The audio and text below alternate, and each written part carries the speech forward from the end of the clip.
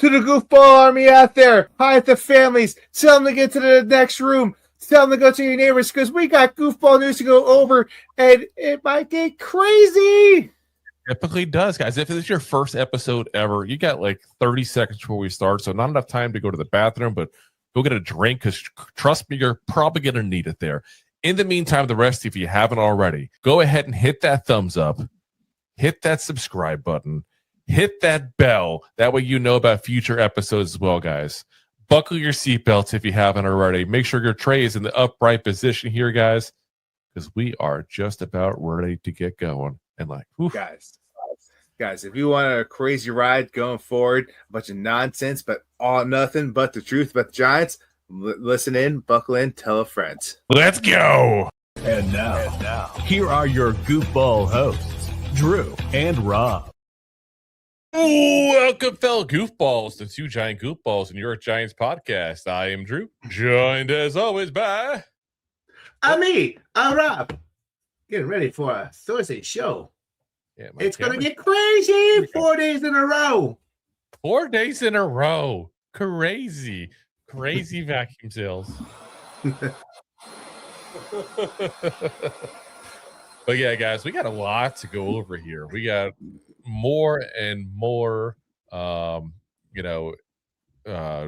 rumors and things going on here with the head coaching news. We even have a new guy who added to the list. You and I did not even go over this guy at all as a potential candidate. And we have a brand new guy getting interviewed here about the Giants that we haven't talked about. So we're going to go into a little bit of biography and a little intro on him. And, of course, we're going to go over our picks for this weekend, too. We got this weekend's games coming up here. I know. It's time for... Playoffs? Playoffs? You kidding me? Playoffs? I just hope we can win a game. That's all we hope. Maybe we'll win a game one day as Giants fans. Who knows? But let's get into it, guys. Let's start breaking everything down here for you.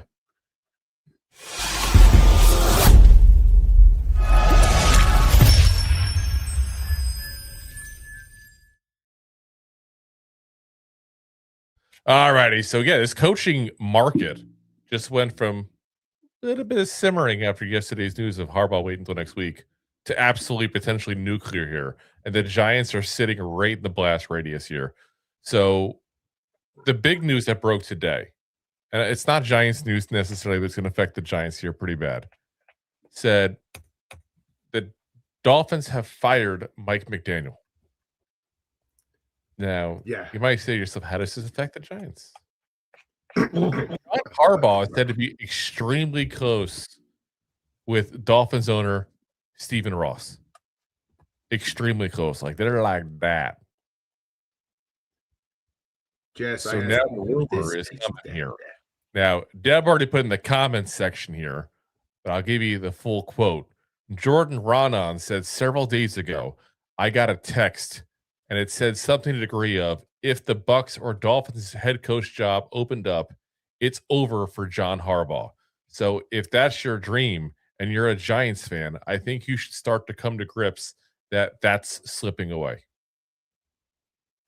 So, yeah, that's not good for Giants fans. Now, in typical offseason ways, there's also a counter to that. The counter to that is from Ian O'Connor.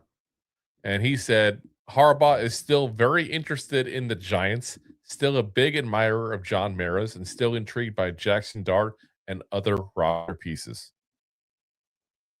So, I don't know how bad it is. I don't think anyone does, except for John Harbaugh. I think he's the only one who probably does. Now, interest from the Bills and Packers, based on what happens this weekend, has also been speculated on / confirmed by a lot more sources here in the last 24 hours too as well. So, yeah, my confidence level as a Giants fan has definitely gone down. Sadly. Now, I will say this, though. I get it. Harbaugh's friends with Stephen Ross or whatever. Let's be honest. Stephen Ross throws a lot of money around people he wants to impress. We all know Tom Brady and the issue where he brought him onto his yacht and all kinds of stuff. Listen, I don't know about y'all, but I have trouble looking at that Miami Dolphin roster. I'm like, that's the one I want to go with. Yeah, that's where I want to go retire. Yeah, like I mean, retire is one thing, but I'm saying when you're still coaching, like this is potentially your last stop as a head coach. That's what I'm saying. It's the last stop. It's going to retire. But do you really want to sit there and go to the Dolphins and deal with Quinn Ewers? He'll be drafting on a quarterback very, very soon. No. My whole point, like they're in rebuild mode, guys. Like I know they don't want to say it, especially in a job interview with John Harbaugh. But listen, it's an area that you're going to have to rebuild that team from scratch. We got a lot of older weapons there. Like Raheem Mostert's already moved on because he's gotten to the age where they finally moved on from him. You got Tyreek Hill, who, if he comes back from, surgery that make Malik Neighbors look like, taking out a couple stitches there. Tua's getting, concussed left and right, and they're looking to do anything they can to go ahead and get rid of him. Pretty sure you sneezed watching the last week's round of football and got concussed. Yeah, like it's bad. Like that's not a good scenario. Like, listen, if you want to go 8-8 or 8-9 or 9-8 or whatever, and like be in a mediocre team, yeah, great, go there. I think John Harbaugh, because of who he is, there's expectations. And to take over a team that consistently has been about 500, has gone to the playoffs 2 of the last 3 years, there's some higher expectations in that. But who's going to be their quarterback? You don't have to go to the draft. It's not like you're going to be able to draft one this year either. Yeah. Unless you give away the house. And besides the ownership and the fact that, as Deb put in the comments, his kids are in Florida and he's talking about retiring there. The only other benefit to him going to Miami is the fact that he can pick his own GM. The Giants would also. I would likely give him that same option. I can't imagine the Giants are like, no, John. They've already said that the interview process and the decision-making is going to not going to involve Joe Shane very much. Probably for that exact reason. Because imagine trying to tell a guy in an interview, I want to come here, but I don't want to work with you. Yeah. This job seems very lucrative. Yes. But you. I'd be right there if it wasn't for you. Well, thank you for your time, sir. Here, I brought a mirror. Check this out. Yeah, like that's what happened in that scenario. So, yeah, I don't know. Now, we'll have to wait and see. I think that you're looking at, a situation where with the Giants, you have a young up-and-coming quarterback. You have a team that has some weapons there. And you have a team that's been horrible for so long that you can go in and be 500 and look great. I don't think the Dolphins are a better job. So it all depends on how deep this relationship really is with Ross. And I don't know. Like I don't pretend to know that. I mean, if anybody, has the inside information of going on yacht parties with those two or whatever, like feel free to let me know. But I don't know. I've been in situations where people I know that have offered me jobs, and I've turned it down because it wasn't the best opportunity for me. I would hope Harbaugh be the smart guy. I would hope Harbaugh would be the smart guy and not make that kind of decision. Regardless of where he wants to go. Listen, if he goes to the Packers or the Bills, I get it. The better team won.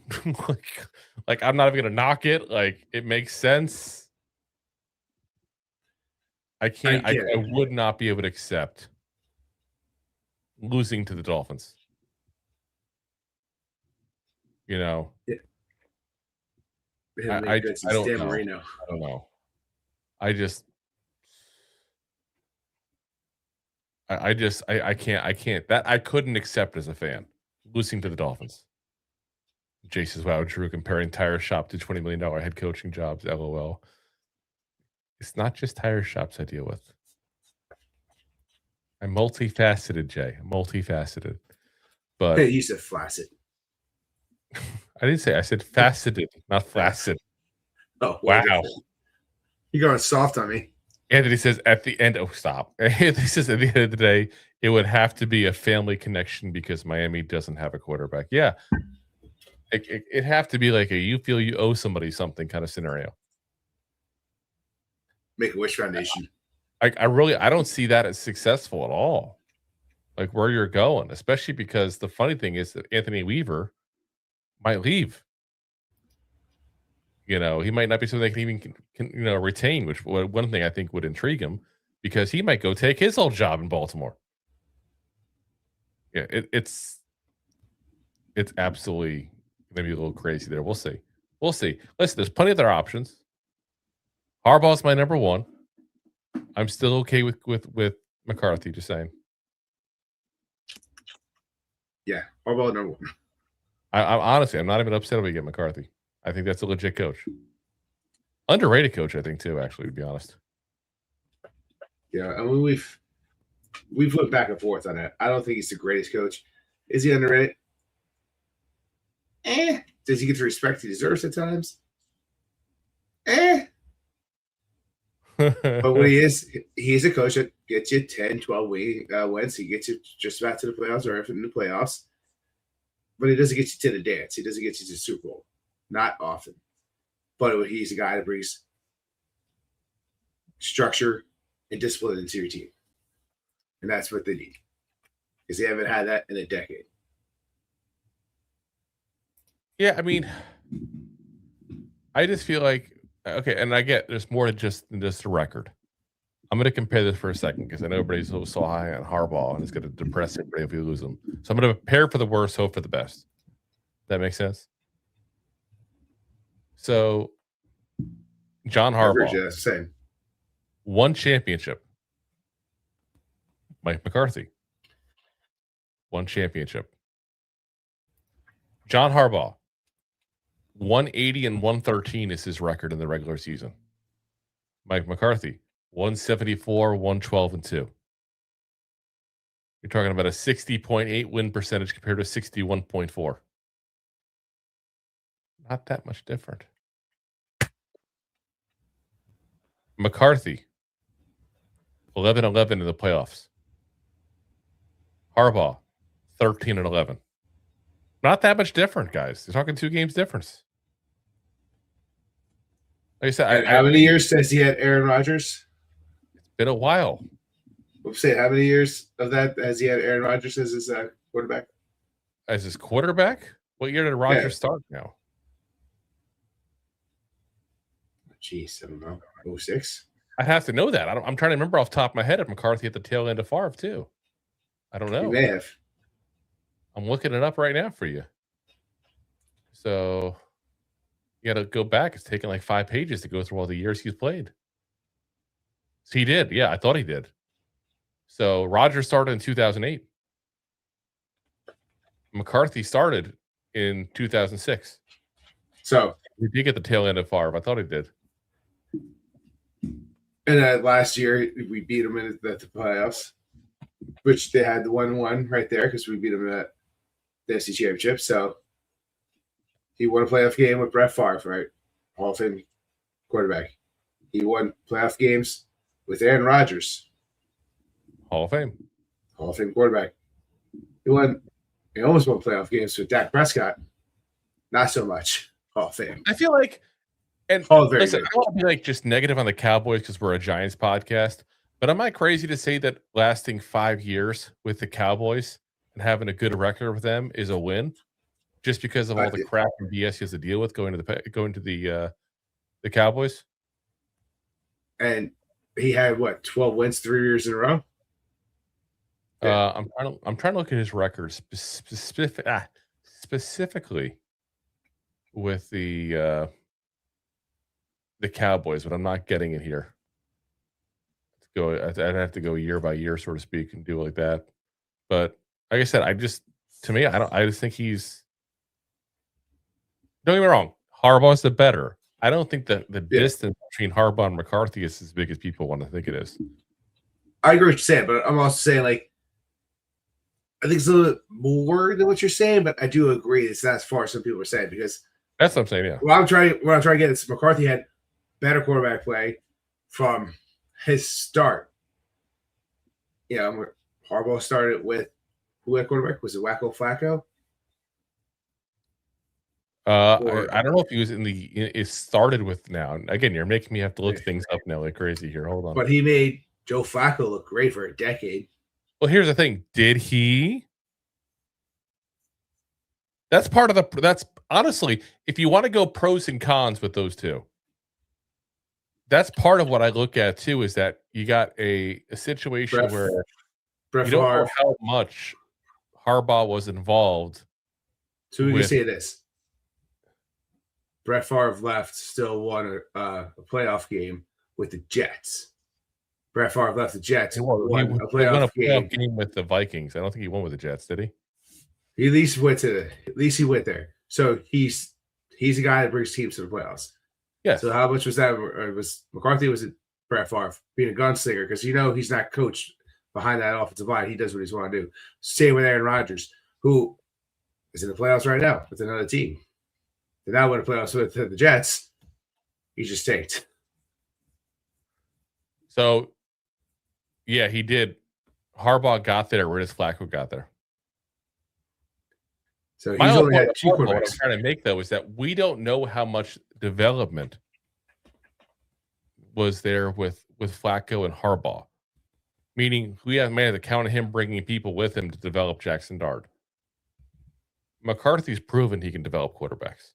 Dak Prescott get better with him.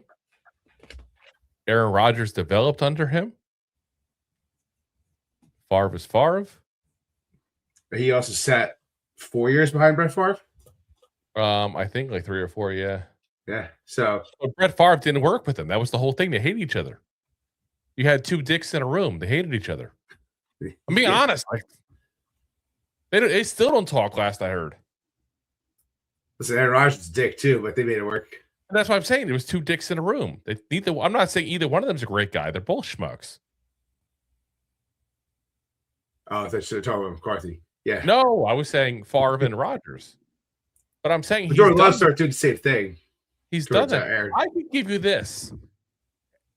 And call me crazy. McCarthy might have the best chance to develop Dart compared to what he's dealt with in the past. Because you already had Dak was already to a certain degree Dak. It's like that old you can't teach an old dog new tricks. Like he's been around for a while before McCarthy got to him. And McCarthy still made him better. Then you got a situation in Green Bay where he had two guys that don't want to listen to coaches and do whatever the hell they want, basically. Dart might be the best guy he's ever had to develop in his career. But he's also developed, he helped develop Joe Flacco, who's a way different style of play when he helped develop Lamar Jackson. But again, did he help to develop him? How much was that him and how much was offensive coaching staff? There's been different offensive coordinators, and Lamar's just gotten better and better. But you can say the same thing going back and forth about how should he develop. You can find pros and cons in every candidate. What I'm just trying to do is I'm trying to prep us for if we don't get Harbaugh, it's not the end of the world. There are other candidates out there. He's obviously the preferred candidate of most people out there. But that doesn't mean he's the only good candidate. That's all I'm trying to get at. So, but let's get to the guy that we do have to interview still. Giants have set to interview Darren Rizzi, the Broncos special team coordinator. Best known for Giants fans when we played the Saints in 24, and he was like berating his punter for like 15 minutes after Smith Marset scored a touchdown on a punt return. So, yeah, we'll get more into him, but I want to give you guys all the news. We will give you a breakdown of him later on, though, because, again, this is a guy that we didn't even have on our radar at all. And I'm kind of shocked that we have to kind of put him on the radar. But whoopsie. Yeah, it is what it is. Titans also set to interview the aforementioned Mike McCarthy. They also requested an interview with Arthur Smith and Jeff Hafley. Now, Arthur Smith's an interesting one because he was their offensive coordinator for years down there in Tennessee. Ravens requested interviews with Davis Webb, Matt Nagy, Robert Saleh, and Brian Flores. So, yeah, they are definitely just going crazy at what they're doing here. It's just, yeah. They've opened it up like you wouldn't believe, and they're interviewing everybody, and everyone is crazy. You would think that if you fire a guy like John Harbaugh, you would think you have somebody ready to go. You would think. It's like, oh, you're going to fire one of the best coaches of this generation, and no plan in place. That's what it seems like. That's a risky proposition there. Now, both the Titans and the Ravens also setting up interviews, I should say, with Cliff Kingsbury, which is weird because Kingsbury got fired as an OC. And you're going to interview him now to be an HC. Yeah. Falcons also went ahead and requested an interview with Robert Saleh. So Saleh's definitely getting some love and some spots there. Falcons also, talking front office here, plan to speak with Lions COO Mike Disner about their president of football operations role, which is interesting because they already interviewed Matt Ryan. We all thought Matt Ryan would be handed the job, basically. Doesn't seem like that is going to be the case. Interesting. Raiders also to interview Kevin Stefanski, who already did his interview with the Giants. I actually heard very good things about that interview, but let's be honest, people don't usually release bad things. So unless they're very bad. So yeah. Bucs news. We talked about that. Todd Bowles is supposedly safe.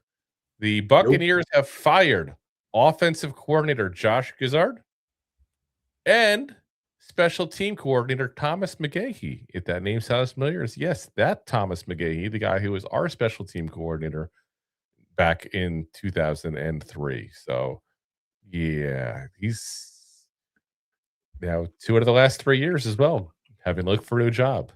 This is just, I feel like, proof positive that the Giants have had bad coaches because every time these guys get rehired, within a year or two, they're gone again.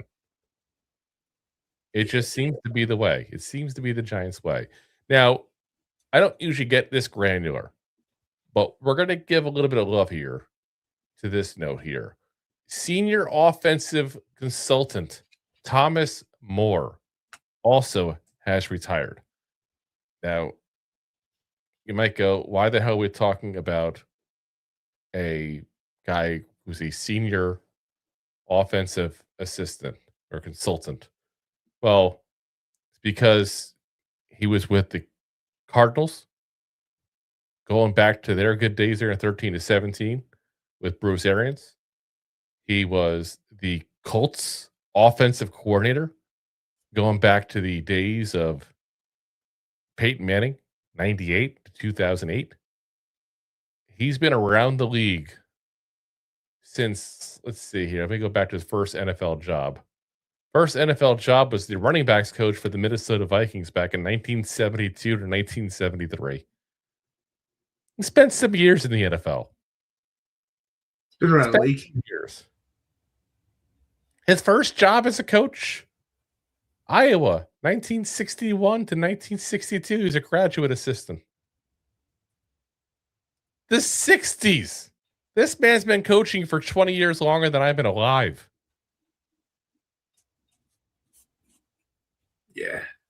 Yeah. A long time coming. That's, yeah. Like I said, we got to give some props there to a guy who's literally been with this league since it's been a league almost. At least like since the merger, and there's not a lot of guys who can say that. He might be the last one. The last of the Mohicans. The last. So, all right. Let's get into Darren Rizzi here. Let's give you guys a little info on him. Again, we kind of swiftly went by him there, a guy that we didn't expect. He's a surprise candidate that's coming to the picture that nobody really expected to be part of this. And 55 years old. He's a Jersey boy from Hillsdale, New Jersey. Started his career as a coach in 1993 as a graduate assistant at Colgate. I heard he was part of the fluoride team. I see what you did there. The colors are white and black. Oh my God. He was that little blue stripe. Yeah. Was a special teams coordinator, defensive line coach at New Haven, 94 to 96, defensive coordinator there in 97, was special team coordinator and linebackers coach for Northeastern back in 1998. Then finally goes to real college, Rutgers, 2002 to 2007, the special team coordinator, Rhode Island head coach in 2008. Goes on to an impressive record of 3-9. Awesome. That's why I got Rutgers in the top 10, not the Big Ten. So what got Rutgers in the Big Ten? Yeah. It's all kinds of chaos here. Assistant special teams coach for the Dolphins in 2009. Special teams coordinator for the Dolphins 2010 to 16. Associate head coach and special teams coordinator in 17 to 18 for the Dolphins. Goes on to the Saints. And he's been linked basically with Sean Payton ever since. Special team coordinator 2019 to 2021. Assistant head coach and special team coordinator in 22 to 24. Ends up 24 as the interim head coach. So he's got a little bit of a record in the NFL there. Impressively went to a 3-5 record. And then now this past year, assistant head coach and special teams coordinator for the Denver Broncos. Listen, guys, I'm going to tell you point blank what's going on here. All they're doing right now is they're going to bring him in to have him give his opinion on the special teams. That's it. There are some coaching moves that you do just to get somebody in the building. He is considered, and it's funny because I got to be honest, he's had a year with the Broncos that has not exactly made the Broncos fans like him a lot. They don't want him anymore, to be very frank with you. Prior to him coming to the Broncos, though, he was literally being considered the best special teams coach in all of football. I guess you're right. I think that's what's going on is basically they're just bringing in a guy to pick his brain. We've talked about that before, other guys. They're bringing him in just to go ahead and pick his brain. And I got to say, if he gets hired, it's probably the end of the podcast. Yeah. that's how pissed off I'll be. At least we'll take a hiatus for a few weeks. That would be boycott football for a few weekends. Embarrassingly bad. Again, the guy's had 3 times he's been a head coach. 3-9 with the Saints, 3-9 with Rhode Island, and was also the head coach for New Haven for a couple of years. 15-14. When 15-14 is your best record. Yeah. No. I actually, part of me, and I have no information on this. Let me be very clear. I don't want to talk out of my butt here. I feel like because of the fact that Sean Payton was a Giant, he's got a lot of ties still to the organization, everything from his time here. He's still very well respected by the Mayer and Tisch families, I know. I wonder if this is a favor interview. Like, I can't imagine this guy's on the list that like, I gotta get Rizzi in here. You just need some Riz. Like a dance move or a drug. It's a slang. 6'7" Riz, bro. Oh God, no, we're not doing that. Way too old for that crap. I just wonder if that's what it is. You know, I don't see anything else other than pick a guy's brain who's supposed to be a very good mind for special teams and maybe do a favor for Sean Payton in the process. Yeah. Yeah. Like I said, I didn't say it was great. But that's where we're at. So, yeah. All right. Let's move on to the wild card preview because it is time. It is time. Playoffs? Don't talk about What? playoffs. You kidding me? Playoffs? I just hope we can win a game. It's time for the playoff, guys. Guys, wild card weekend is loaded with rematches, weather issue games, coaching pressure that could frankly reshape the entire league by the end of Monday night. We talked about it before. Some of these guys are on the hot seat even though they made the playoffs, which is just absolutely insane. I feel like at this point we'd make a statue for somebody who got us in the playoffs. First up, we got the Rams at the Panthers here, guys. You always have to wonder if the matchup everybody wanted to skip. Like, let's be honest, this is probably the worst game of all the games out there. I think we got a good weekend of football. Let's take this one out. We have a fantastic week of football, but we have a good weekend of football coming up. Except this game. Yeah, take this one out. That's what I'm saying. We have a great weekend of football. Take this one out. It'll be fantastic. This is the weakest link. This is the one that curves your average. Yeah. And it's weird because I feel that way. But let's hit the line first here. Panthers are getting 10.5 points in this. It is a home game for them. Over under biggest one of the weekend. Huge. So 46.5 over under. And so you got Devontae Adams coming back from injury. He's missed some time with the hamstring, so he's expected to be back. Now, they did play each other guys in the regular season, week 13 in Carolina. Panthers won 31-28. Matt Stafford did not look good. That was probably his worst game of the entire year. He had 3 turnovers. So maybe I'm crazy because I'm still picking the Rams to win this and to cover the spread. I honestly think this is going to be a blowout. And you know what part of this is I feel like the issue is that this is the first time these Panthers are getting into the postseason. These Rams have been there now a couple of times. Won a Super Bowl. Well, some of them have, depending on the age of them at that point, because there's a lot of young guys in that team now, too. So you got Matt Stafford, who might be the MVP of the league, who won a Super Bowl. So, to me, I look at this and go, one team's got some experience in the postseason, one team doesn't, and that doesn't tend to go well for the team that doesn't. Usually your first time to get in the playoffs, it's one and done. Maybe you win one game, you build from there. That's the Giants all about that. We don't know anything about the playoffs. Now the one thing that's going to be interesting, though, is there is the chance for rain during this game. So if rain happens, it's going to change what I'm about to say because I'm also going to say the over. Yeah, we said a 31-28 last time they played. That's 59 points. The over-under is 46.5. Yeah. Drew, I'll go for the same trifecta you're going for. This is the biggest spread and for a home team in playoffs, and I think close to 20 years. And it usually doesn't go well for the team that's home that's not above 500.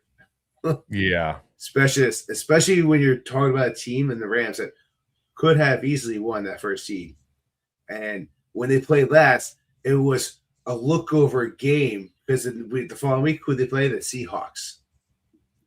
And they did play in rain last time. It was a little cold in Carolina.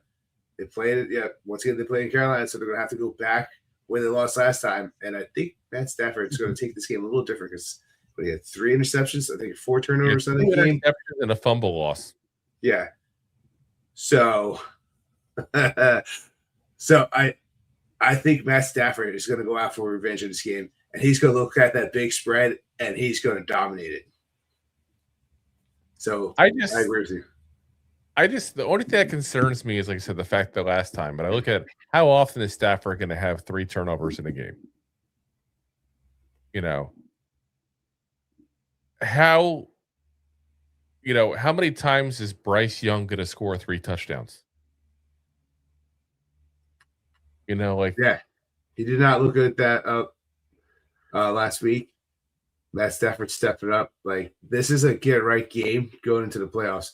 I felt like I feel like the Rams started their starters against the Cardinals because they want to go ahead and play. Because no matter what, they're in the playoffs.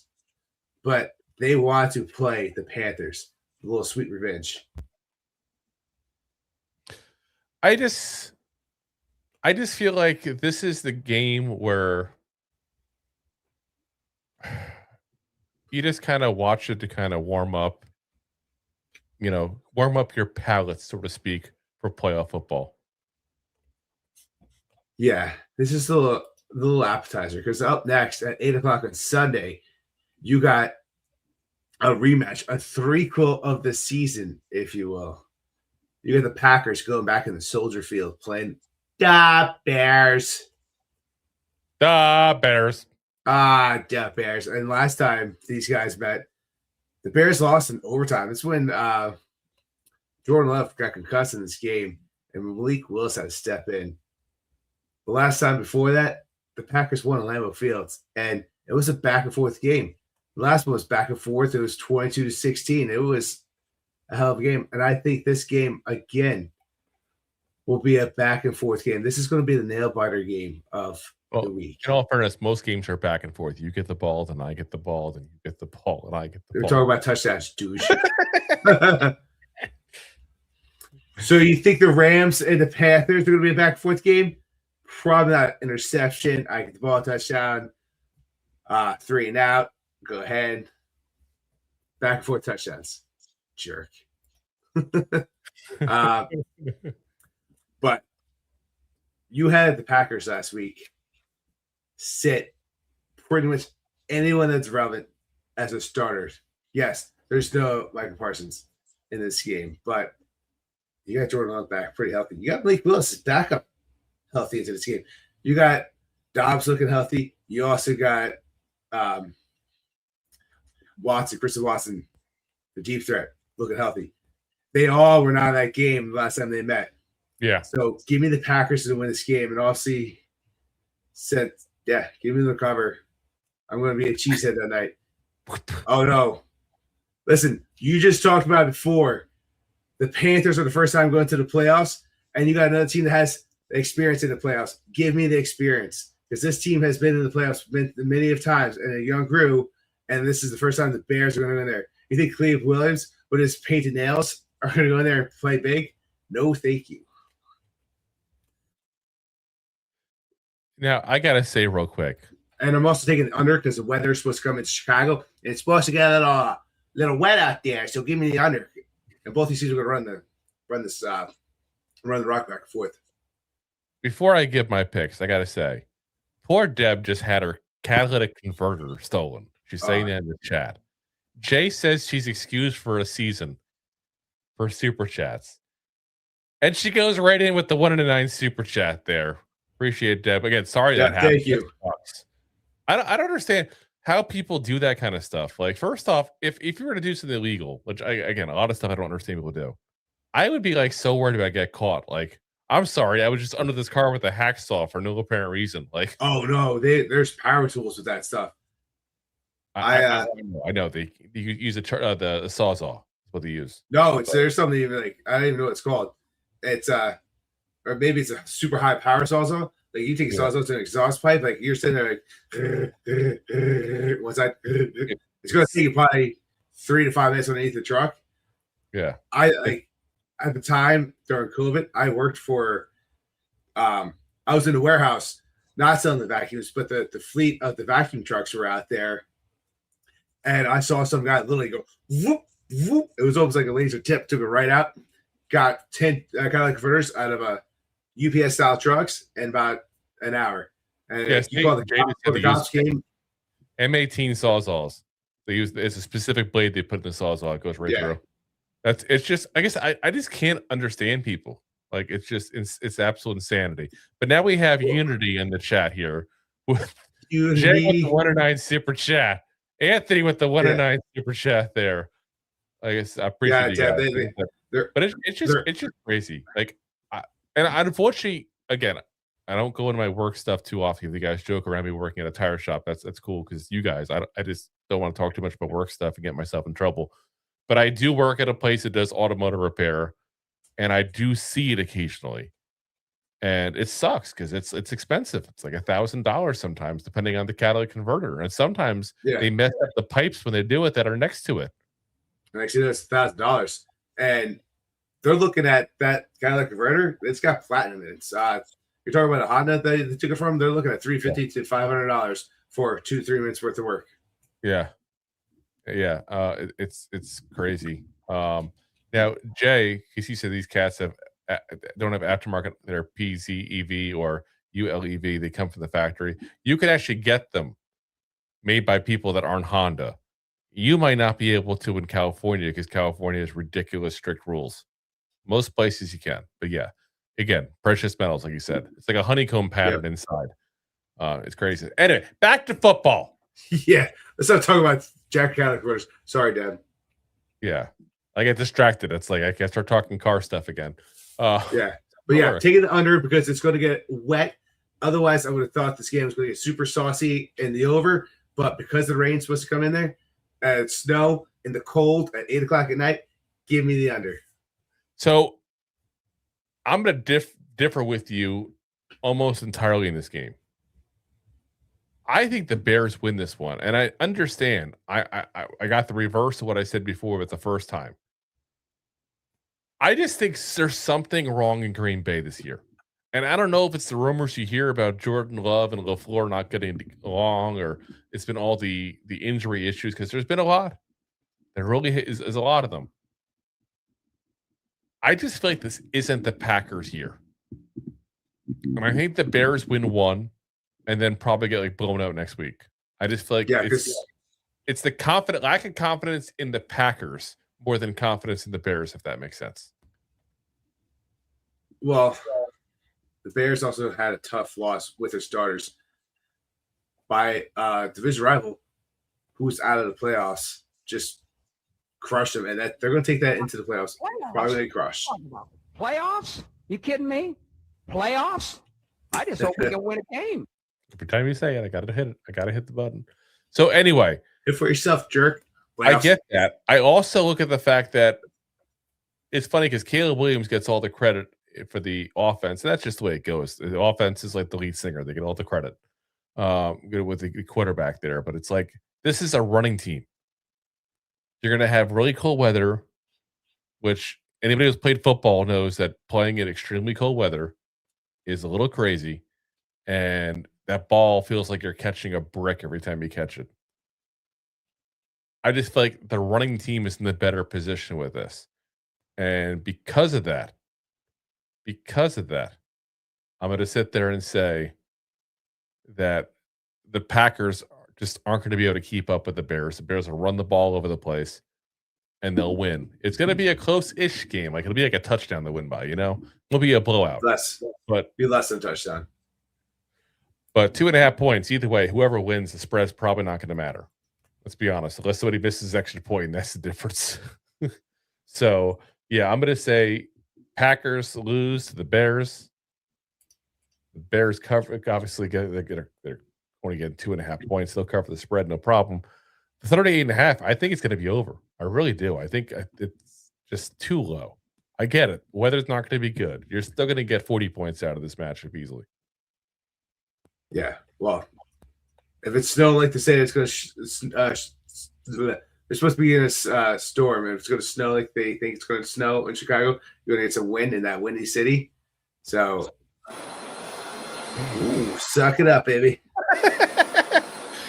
I wonder if the stadium's windy, if you put a whole bunch of vacuums around the stadium and turn them all on, would that counter affect it?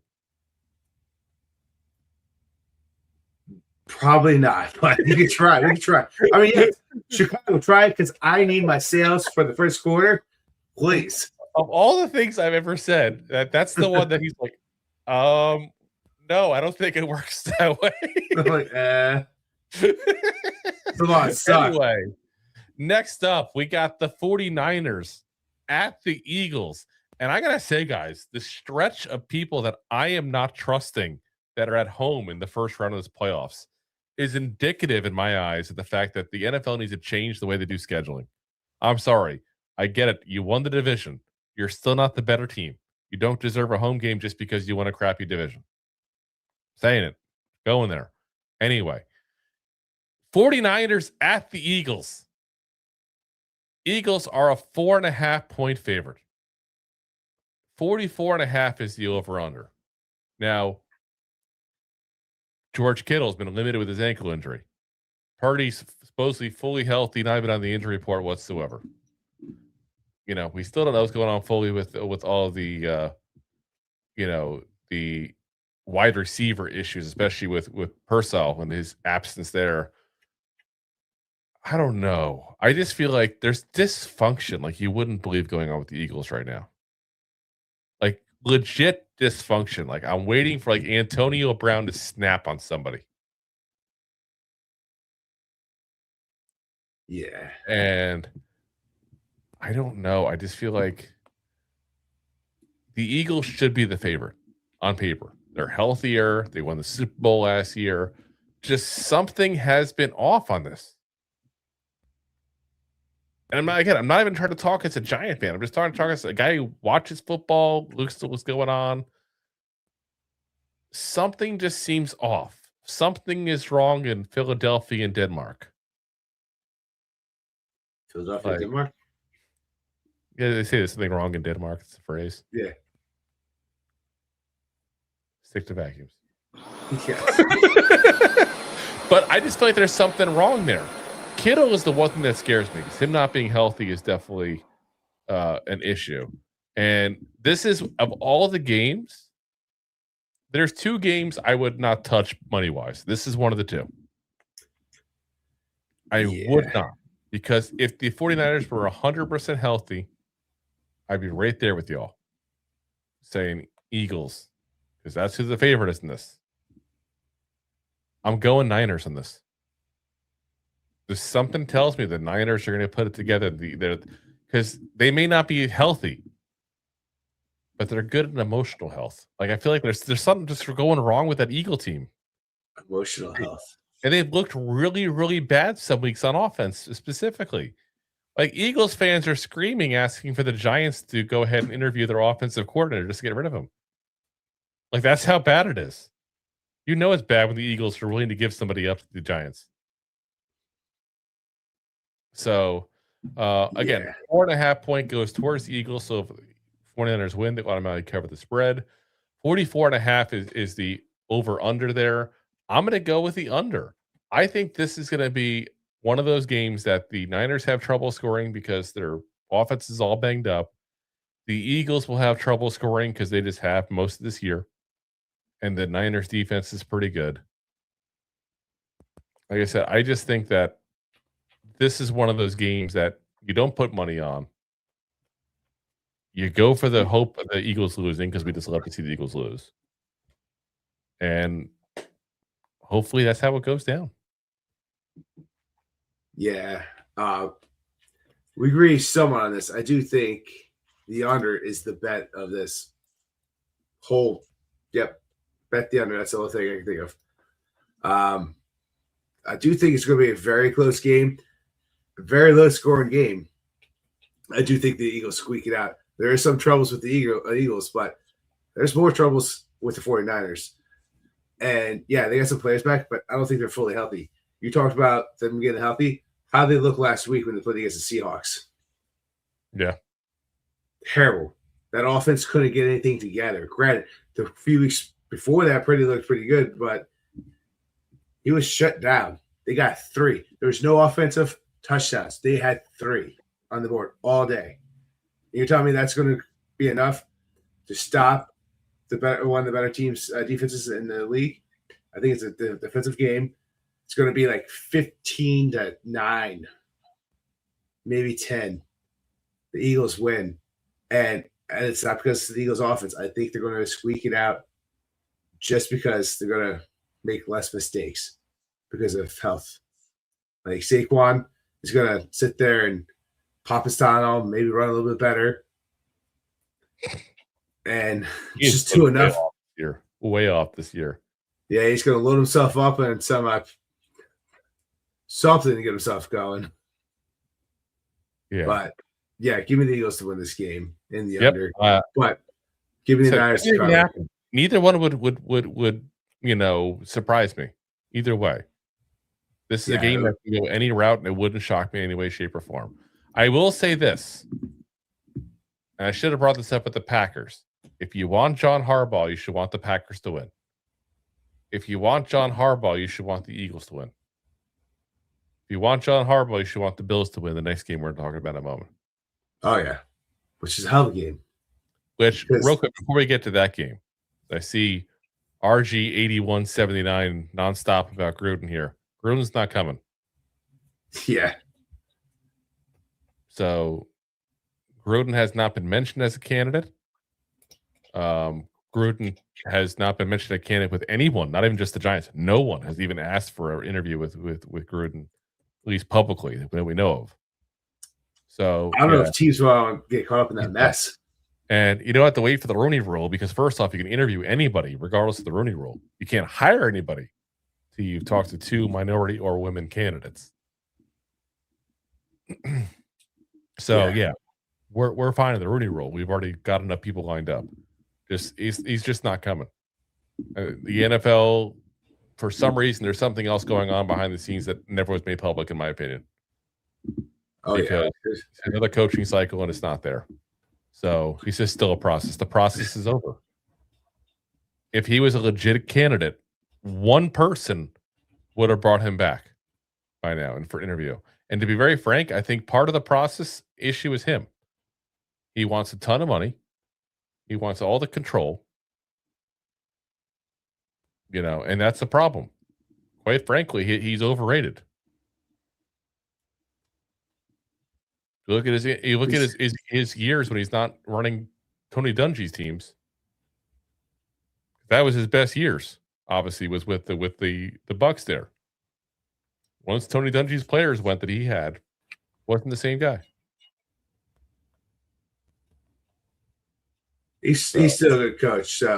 But I hear what you're saying. Jerry Reese of head coaches. Once one of Corsi's guys left, Jerry Reese wasn't the same. Anyway, let's get to that. Let's get to the next one here. All right, up next, you got the Bills going into Jacksonville. Man, they were really crazy. Oh, did you see that? I think it was last night. Trevor Lawrence let some fan at a bar just squat him. What up, dude? It was all over ESPN this morning. I did not see that. Yeah, honestly, I gotta be honest and say that while I live here in Florida, the Jacksonville news does not really travel much up here because all 3 of their fans in Jacksonville just bogart and hold on to it. Oh, well, it was in New Jersey across the nationwide network. So, maybe at your tire shop, you have Tampa Bay here. So maybe at your tire shop, you would have ESPN on. Yeah. Anyway, the Jags are plus 1.5 in this game with the over-under sitting at 51.5 points. And, my God, the winner of this game is going to see – it's pretty much going to go to the conference, maybe the Super Bowl. These guys are both stacked. The Bills are squeaking on by most of the year, but their defense is still playing well. Josh Allen, never count that man out leading up to the playoffs into the Super Bowl. And you got to think, he doesn't have to worry about Joe Burrow. He doesn't have to worry about Patrick Mahomes. Like, he doesn't have to worry about Lamar Jackson, the guys that beat him in the playoffs, because everyone else he typically beats. And what's it, 6 years running that they go to the playoffs and he loses to one of those guys? So you got to think the head coach is lines on the job. We talked about that before. So this is like that Josh Allen, quote unquote, will he be Superman in this game? Or will Jacksonville in this game and Trevor Lawrence, but mostly Jacksonville, will they be what they've been pretty much most of the year? Just well-rounded, awesome at everything. Not the best at every stat. So let's talk about the run defense, which Jacksonville's run defense has been pretty much number 1 all year. And that's the style of football that the Buffalo's been playing, is run first and establish that long ball. But Josh Allen could extend those legs. It's going to be something impressive.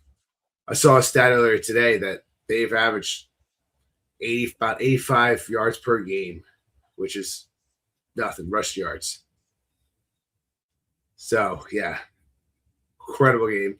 This is going to be one of the most fun games of the weekend, but I have to go with the Jaguars in this one. I just think, as much as I don't want to give beautiful hair, Daniel Jones his credit, he's looked good. He's put up record stats for that franchise as it sits right now. He's still going. Jags are, fair. Give me the cover, obviously. That 51.5 points, I expect a full-blown shootout. Granted, these defenses are there. I think it's going to be one of those games where it's yard, 2 yards, 1 yard, punt. They go big play, return big play, 1 yard, 2 yards, 1 yard. Big play, and back and forth, and it's going to turn into a high-scoring game, especially in the second half when that defense gets tired.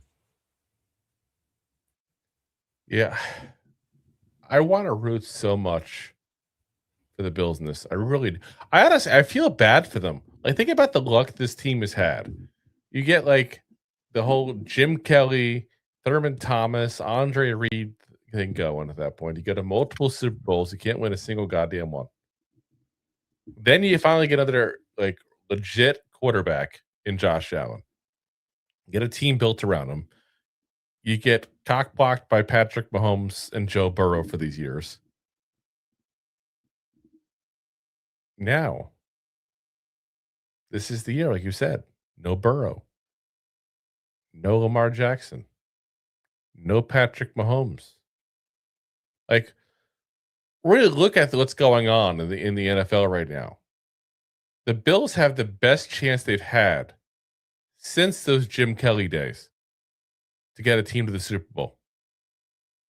The competition's not there, it usually is. Here's the problem that though. The Jags are sneaky good, guys. Not sneaky. They are good. But I'm saying people still think because they're the Jaguars. You know, like there's still that mindset of it's the Jaguars. And the Jaguars have that ability, like you said, to make a team go one-dimensional. They can really stop the run. And then you're putting it 100% on Josh Allen. Which he's done. He's won games. But the Jaguars also do more. Sorry, I throw it in there. No, Lex, you're good. I mean, like I said, I'm with you. I just think the Jaguars do. I think it'll be a close game. I think the Jaguars do go ahead and figure this out. It's a 1.5 point spread that the Jaguars are getting. So obviously they're the winner there. The over under 51.5. I'm going to take the under on it. I think this is a lower scoring game. I think people are, when they say 51.5, like people are not giving the proper respect to what the Jaguars defense has done this year. Yeah, they went the first 6 weeks as top 3. They had a couple injuries for the next 6 weeks where they kind of went top 10, not breaking top 6. And then the last 6 games, like the last 6 parts of this, they've just been lights out. They were on, 8 straight? Yeah. 6 straight? They're on a hot streak going into the playoffs. It's something crazy. So here's the crazier part. I want to know why the Giants haven't reached out yet, at least that I've seen. Anthony Campanelli, the defensive coordinator for the Jaguars, used to be on the Packers staff before that. Jersey boy. Even just to bring him in to go ahead and talk about the team and everything like that. I don't know. I just feel like that's, maybe it's because of the fact that he is playing obviously. We'll see what happens at the end of this weekend. He's technically not available, but you know what else is very interesting as I'm looking him up? I didn't even realize this. He's literally 1 day younger than me. Oh, you old man. Like literally, no, 1 day. Same year. He's August 18th, 82. I'm August 17th, 82. That's crazy. That's Who's crazy. born in August? A lot of people, because people are very happy in December because of the holidays and things happen. Yeah. I'm just saying. Sometimes a little early after New Year's. So Bring the year in with a bang. on to the next game here. We got the Chargers at the Patriots. And this is an interesting one, guys. This is like that. How much do you trust the Patriots? Again, a first time in the playoffs situation for this Packers team. Obviously, it's been a few years removed from the Brady era and all that kind of stuff. You got the Chargers, who offensive line issues like crazy. They literally sat Justin Herbert last week. They said it was because of the left hand, but I heard they just wanted to give him a week off and getting smacked around. Like literally, I heard of that. Not in those words, obviously, but I don't know. It's hard for me to root against the Patriots. Like, I feel like I talked a little trash when we played them, and I did because there's a lot of trash. Their schedule is a cakewalk. I'm sorry. It is the easiest schedule anyone in the NFL had. It is absolutely ridiculous how easy their schedule was. And they did exactly what they're supposed to do. And that's exactly right. And they got Vrabel, who's been in the playoffs, obviously. Hell, he got the freaking Titans to the AFC Championship game. The Titans. So, yeah, I'm going to pick the Patriots to win this one. 3.5 point spread is all it is. To be honest, I think that's too low. I think that's a pretty safe pick. So, 46.5, the over-under. I'm going to say it's the over, just by a little bit. I do think the Chargers will put something up there at that point. This is going to be one of those games that's like, let's say like 21-28 kind of deal. Yeah, that's exactly what I was going to say. 21-27, 21-28. Yeah. It's definitely going to be a fun game to watch. I agree with you. Like, if this was at a 5.5 spread, I'll still take the Patriots to win this game. I love saying spread. Come on. Big spread. I may even juice up that spread a little wider. Maybe give me a 7. I'll still take it. Yeah. Just for the push on the spread.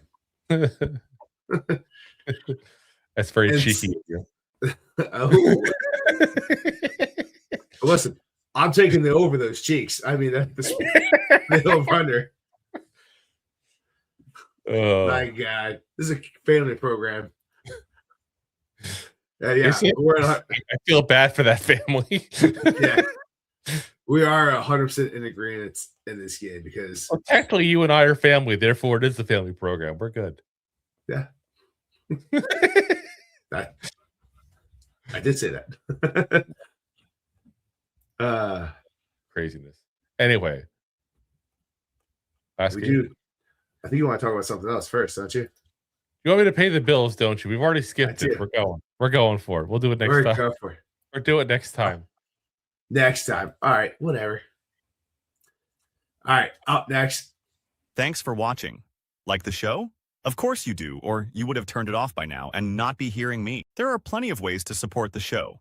YouTube is the best place to join us, and we offer memberships there with fun benefits like custom emojis and early access to video clips. Of course, there you can also send super chats and stickers to send one-time support payments. The best way to support the show is to buy these drunk idiots beers at buymeacoffee.com/2giantgoofballs. Along with one-time support payments, there are also monthly plans, so you can continue to help kill their livers each month. You can also show people that you are a goofball by visiting our store at 2giantgoofballs-shop.fourthwall.com. We got everything from shirts, hats, phone cases, funny candles, buttons, stickers, and even a 2 Giant Goofballs towel to dry off your goofballs. Of course, you can always support the show for free by simply hitting the like, subscribe, and share button wherever you are watching or listening to this. Hit the thumbs up on YouTube. Leave a 5-star review on Apple Podcasts. It helps the show tremendously, and quite frankly, the goofballs suck at marketing and need your help to get the word out. Thank you for being part of the Goofball Army and for taking the time out to support the show. Now, for those who didn't see, which is basically all y'all except for me, Rob was flipping me off the entire time in that segment. What a jerk. Anyway, Rob, please do enthrall us with this next game. I don't want to. All right, up next is the Monday night game.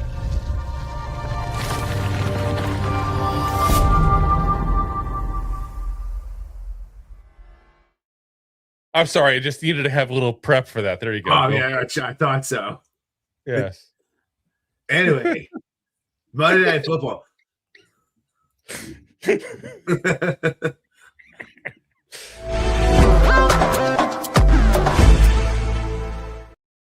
Oh, you just love playing the videos now. Yeah. All right. Let's get to it. Let's pop that reeling. Let's finish off last game, Monday Night Football. What's Drew going to do now? Nothing. Go for it. Yeah, sure. I don't believe it. Anyway,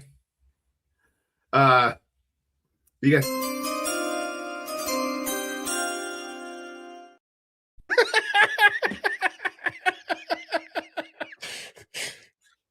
Like the 4-year-olds. Oh my god. Anyway, let's get back to the game. I don't think anybody else is finding this as entertaining as we are. So. Yeah, so let's talk It's about the time game. for the news. I forgot we even had that video.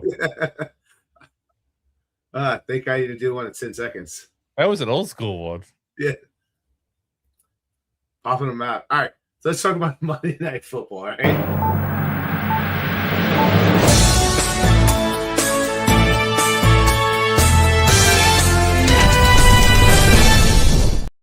There you go. That's inappropriate. All right. Change Let's the actually get to it because we're going to boot out there.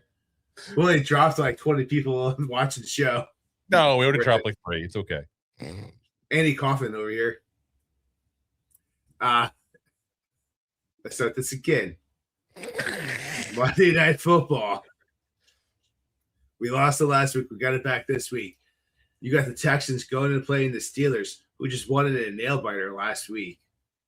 Which, womp womp. But John Harbaugh back on the market. It's the reason why the Steelers are in this playoffs. Yeah. The Steelers are favored by 2.5 points at home. The over-under being at 44.5. Both QBs are expected to play this game, and this is going to be one of those defensive battles that I don't know if it's going to be fun to watch. Like, you would think the Ravens and Steelers would be a defensive battle, but that was a divisional rival game where they decided to go back and forth and just not think about anything. I think the defense is going to step up. I don't care that Aaron Rodgers threw for over 3,300 yards this year. 300,000 yards. 3,300 yards. Woo! Take that, Tom Brady. Yeah. Pop that real quick. Yeah. The weather this game is just supposed to be cold and just a little windy out there. Which was beautiful. Which was bumhole. Yeah, it's another flip of a coin kind of game for me. I think you have to go with a team that's more on goes to Gruden. I have to go with the team that's been playing better football consistently, and it's been more on the streak. Give me the Houston Texans to win this game in the upset. Upset Aaron Rodgers. And of course, it's that Steelers are favored. Texas is going to win that. And I don't know why that was like that. I'm going to take the under in this game. Actually, no, I'm going to take the over in this game. I'm going to keep that there. I do think it's defensive, but I need to catch up points and Drew. I think, listen, it's going to be a low-scoring game. It's going to be cold. It's going to be nasty. It's going to be typical Pittsburgh in January kind of weather. And usually that's a defensive matchup. Then you throw in the fact that the Texans defense is the best defense in the entire league right now. Good luck, Aaron Rodgers. Like, this is going to be that game, I think, that unfortunately might be that last straw for Tomlin.